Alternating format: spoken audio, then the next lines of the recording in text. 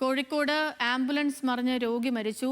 പെരിങ്ങോളം സ്വദേശിയായ ജാനകിയാണ് മരിച്ചത്. പുലർച്ചെ 2 മണിയോടെയായിരുന്നു അപകടം. 2 പേർ ചികിത്സയിലാണ്. സരീഷ് പി കെ വിവരങ്ങളുമായി ചേരുന്നുണ്ട്. സരീഷ്, ഈ അപകടത്തിന്റെ വിശദാംശങ്ങൾ എങ്ങനെയാണ്? അതിനൊപ്പം തന്നെ ചികിത്സയിലുള്ളവരുടെ ആരോഗ്യനില.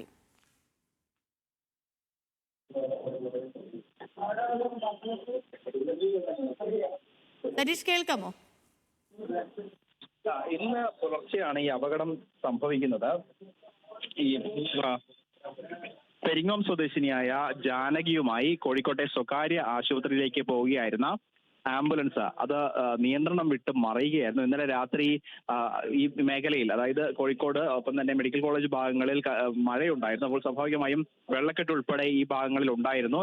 അതിനിടയിൽ ഈ ആംബുലൻസ്, അതിവേഗത്തിൽ വന്ന ആംബുലൻസ് നിയന്ത്രണം വിട്ട് മറിഞ്ഞു എന്നാണ് മനസ്സിലാക്കുന്നത്. ഈ പുറകിൽ സീറ്റ് കെട്ടിയ നിലയിലായിരുന്നു, അല്ലെങ്കിൽ ഈ കിടത്തി കെട്ടിയ നിലയിലായിരുന്നു ജാനകി ഉണ്ടായിരുന്നത്. അതുകൊണ്ട് തന്നെ തലയിടിച്ചാണ് മരണം സംഭവിച്ചത്.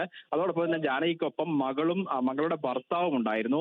ഇവരിൽ മകൾക്ക് പരിക്കേറ്റിട്ടുണ്ട്. അതോടൊപ്പം തന്നെ ആംബുലൻസിന്റെ ഡ്രൈവർക്കും പരിക്കേറ്റതായാണ് മനസ്സിലാക്കുന്നത്. ഇവരെ രണ്ടുപേരെയും കോഴിക്കോട് മെഡിക്കൽ കോളേജ് ആശുപത്രിയിൽ പ്രവേശിപ്പിച്ചിട്ടുണ്ട്. ജാനകിയുടെ മൃതദേഹം നിലവിൽ കോഴിക്കോട് മെഡിക്കൽ കോളേജ് മോർച്ചറിയിൽ സൂക്ഷിച്ചിരിക്കുകയാണ്. 1 മാസം മുൻപും സമാനമായി ഇവിടെ ഒരു വാഹനം അപകടത്തിൽപ്പെടുകയും ഒരു കുട്ടി മരിക്കുകയും ചെയ്യുന്ന സാഹചര്യമുണ്ടായിരുന്നു. പലപ്പോഴും മഴ ഉണ്ടായ ഉടൻ തന്നെ വെള്ളക്കെട്ട് ഉണ്ടാവുകയും അവിടെ നിയന്ത്രണം വിട്ട് വാഹനങ്ങൾ മറിയുകയും ചെയ്യുന്ന ഒരു സാഹചര്യം കോഴിക്കോട് ജില്ലയുടെ പല ഭാഗങ്ങളിലും പതിവായിരിക്കുകയാണ്.